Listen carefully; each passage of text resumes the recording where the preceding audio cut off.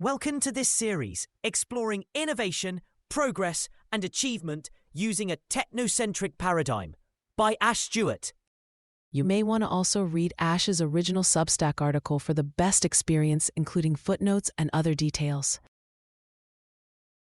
Episode 30, The Last of the Romans, The Many Autumns, revisiting systems collapse, the march of ingenuity and its painful reversal, and the perils of system overreach. In this ongoing study of innovation and progress, we have explored these questions from different angles: foundational breakthroughs, incremental improvements, the synthesis and integration of diverse innovations into something much more effective, and much else besides. We have also explored this in a chronological manner, with the two main early periods covered being the Bronze Age and the Iron Age, much of the latter story being part of what is generally considered the classical era.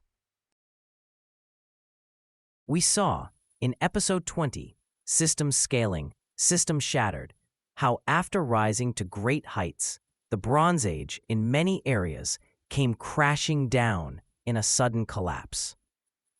We now come to a similar milestone at episode 30. I promised in episode 21, Schumpeterian Renewal, that I would revisit some of the questions posed during that turning point in episode 30. Some of the topics we covered in this decade from 21 onwards are quite familiar to most people, at least relative to things that happened in the Bronze Age, though I hope I've demonstrated in episodes 12 to 20 the foundational value of the innovations we can trace back to that period. But any mention of the Iron Age, and in particular the classical era, never goes without mentioning the Romans. But as you'd have probably noticed, I never mentioned the elephant-sized empire in the room. In the last 9 episodes, the Mesopotamians, the Greeks, a variety of other groups descended from the Proto-Indo-Europeans all had their time under the technocentric sun, but not the Romans. You'd say it is supremely ironic, because even the title of my whole production here is in their language. But guess what? I'd saved up the Romans for this milestone episode. I mean, the Romans invented the milestone after all, eh? All roads lead to Rome, finally. Yes, I'm not denying the importance that's been given to the Romans' place in any history of the classical era. But then this is not a political history per se. Ours here is the pursuit of the development of innovation. And then there are tomes and tomes written about Rome still looms large in the Western imagination, and perhaps beyond. Their story is perhaps bigger than what can be told in a single episode. But let's nevertheless explore why Rome matters from our perspective here.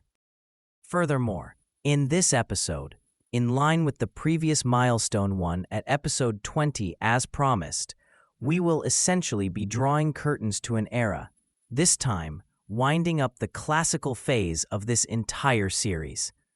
So then you might expect that I'm going to be, in parallel to the Bronze Age collapse, talking about the fall of Rome. And you're right. But when did Rome fall? The traditional answer to that question is that it fell in the year 476. But what if I said the last Roman emperor died in 1918? And what if I, with equal honestness, said Rome in fact fell when it ceased to be a republic, back in the final decades before the new calendar, when after the assassination of Julius Caesar, his heir, Octavian, was proclaimed Caesar Augustus? That's a gap of 1,945 years between my two eccentric claims. But that's the stuff of approaching this with our rather unique paradigm. Stick with me for the rest of this piece so I can make my case for both of these. Ab urba condita. The beginnings of Rome somewhat correlate with the beginning of the Iron Age. By the time of the early sparks of the Iron Age, roughly 1000 BC, a group of people whose descent also we can trace back to the Proto-Indo-Europeans we've already met had already started to settle and expand into the peninsula that came to be called Italy. These are who we call the Italic peoples, who brought with them the Italic subgroup of Indo-European languages. We've heard of the legendary founding of Rome, even though we might not remember the exact year, thanks to the kings and dates-obsessed approach of standard history books.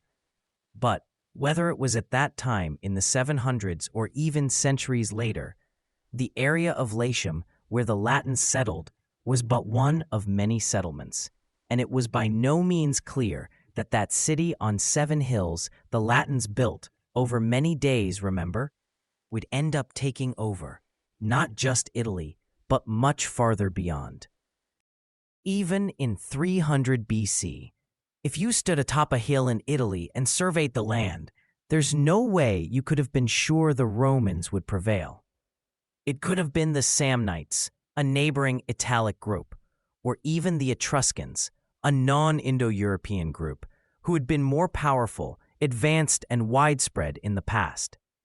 Their name lives on in the place name Tuscany, and it was via the Etruscans that Romans, among other things, learned to write this very alphabet you're reading here.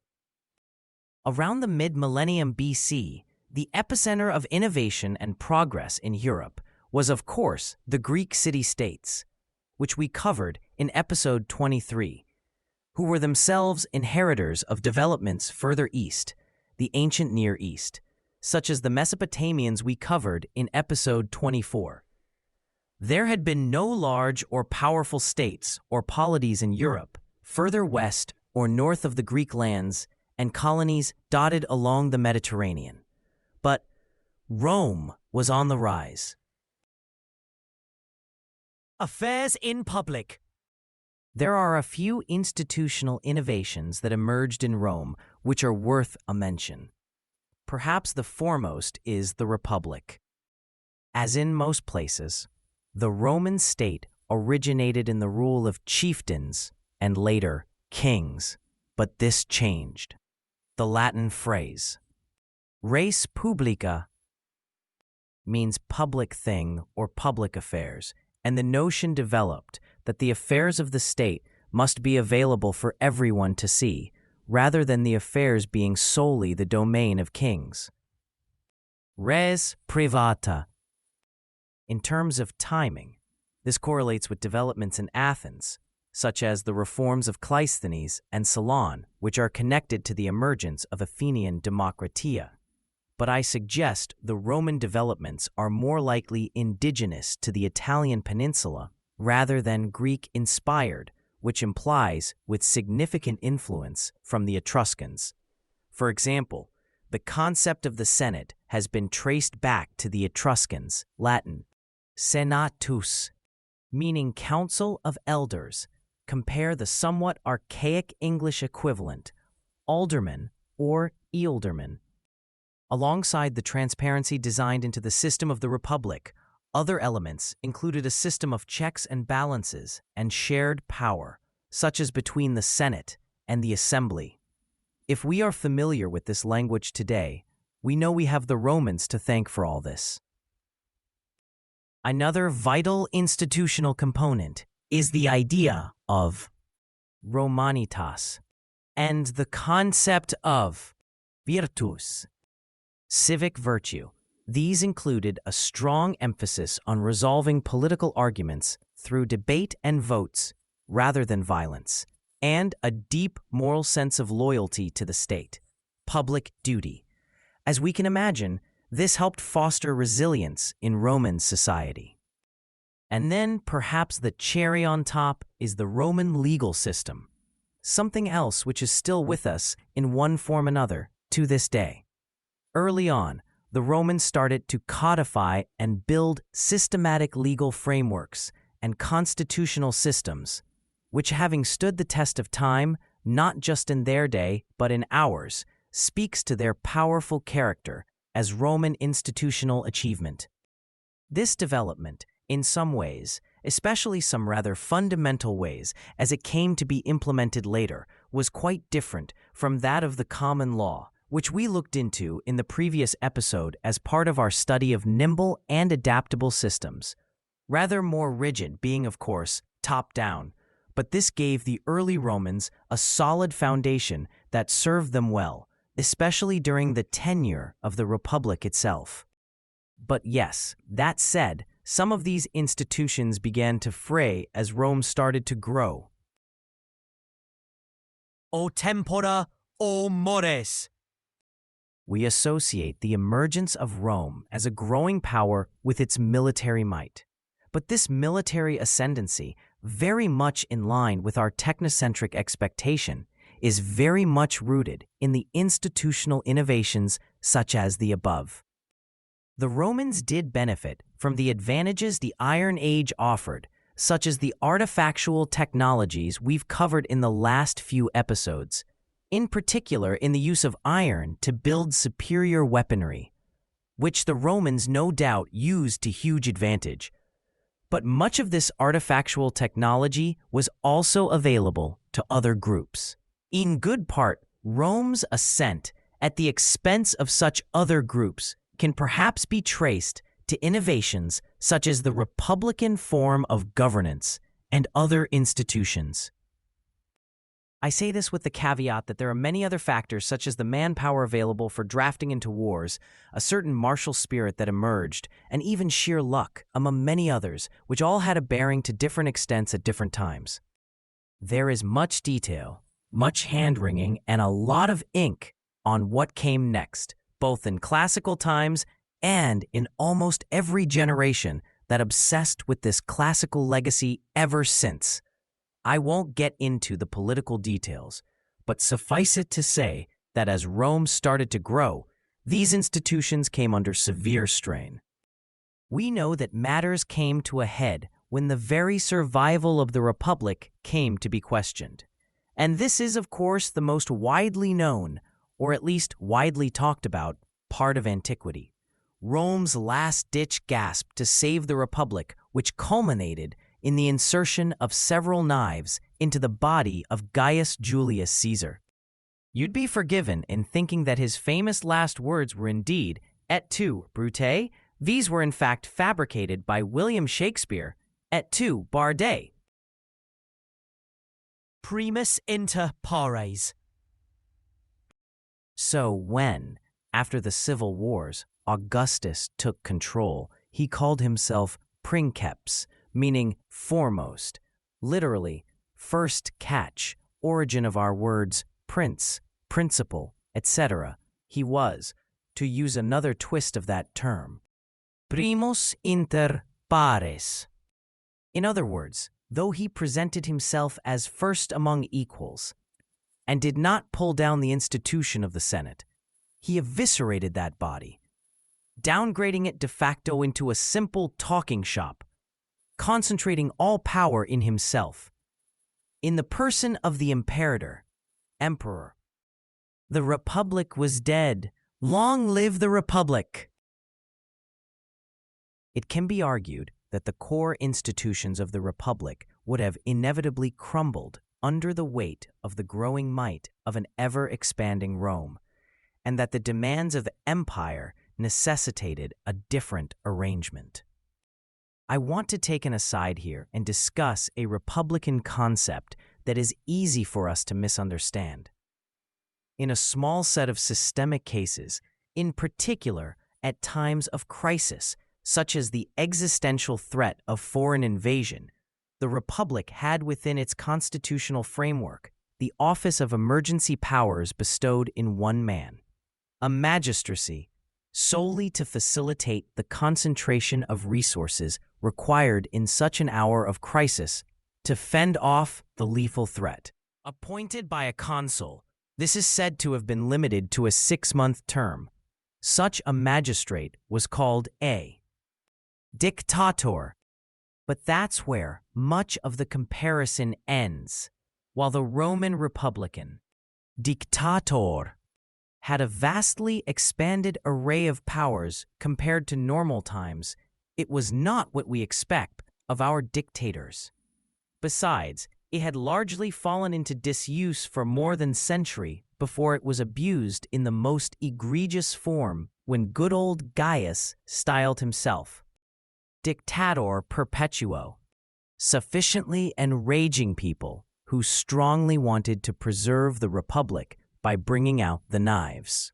Remember, he was Caesar, not a Caesar. Someone had to stop him. But yes, despite that most famous assassination of antiquity, and despite Augustus pretending to honor the power of the Senate, Rome's greatest fear had manifested again. Absolute power in one man, this time not titled a Rex, but, as Shakespeare didn't say, a Rex by any other name. Roma, Quo Vadis. The period of about 250 years since Augustus is said to be the zenith of Roman imperial power and prosperity. Augustus did, despite accreting power. He even got a place on the calendar, this very episode going out in his month. Use it fairly well to create effective imperial governance. And further, we recognize at least 3 other good emperors who used power fairly well: Trajan, Hadrian, and Marcus Aurelius. But here's the rub. What if the emperor turned out to be a nasty guy? And oh boy, were there some rather nasty guys who ended up becoming emperor. But that was not all. There were a whole host of internal and external factors that started to have adverse impacts on the Roman system: economic, political, religious, military, and environmental, to say the least. The empire had grown very vast with a long border, in particular in the north with the Germanic tribes, who by the 2nd to 3rd century were far more organized than, say, 400 years prior. Despite the exception of Arminius, there was the constant threat of invasions from the east, most notably in the historical record, the Huns and different Persian-speaking groups. Eventually, in the year 239 of our era, Emperor Diocletian established the Tetrarchy, effectively splitting the empire into 2 parts: the Latin-speaking West, initially still centered in Rome, and the Greek-speaking East, also called Byzantium, with Constantinople emerging as its capital. The traditional end to the Roman Empire, the date I mentioned above, 476, is seen as the end of the Western Roman Empire, but Byzantium survived, at times thrived, and continued to exist until the Ottoman Turks overran it in the year 1453.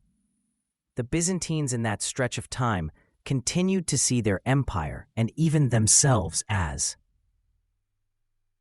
Romei. Roman. It's only we in modern times who call them the Byzantines.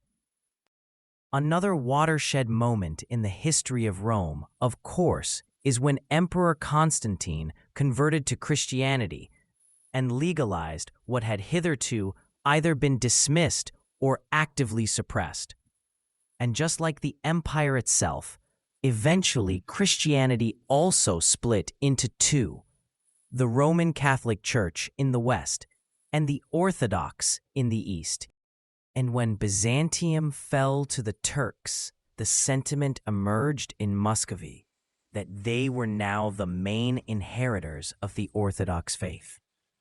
The idea gained ground that Moscow was the 3rd Rome, taking over the baton of Romanesque from the now fallen Constantinople, which was the 2nd Rome. This is reflected in the name and claim of the Russian dynasty of the Romanovs, as well as their word for emperor, derived from the word Caesar, Tsar, the last of whom being Tsar Nicholas II. So, yes, when did Rome fall? When the last of the Romanovs. Romanov literally means of the Romans, was murdered by the Soviets in 1918? When the last Byzantine emperor, Constantine XI, at Constantinople, fell to a similar fate under the Turks? Or when Romulus Augustulus, a young boy and a puppet emperor, was deposed by the Goth Odoacer in 476? Or maybe Rome never fell.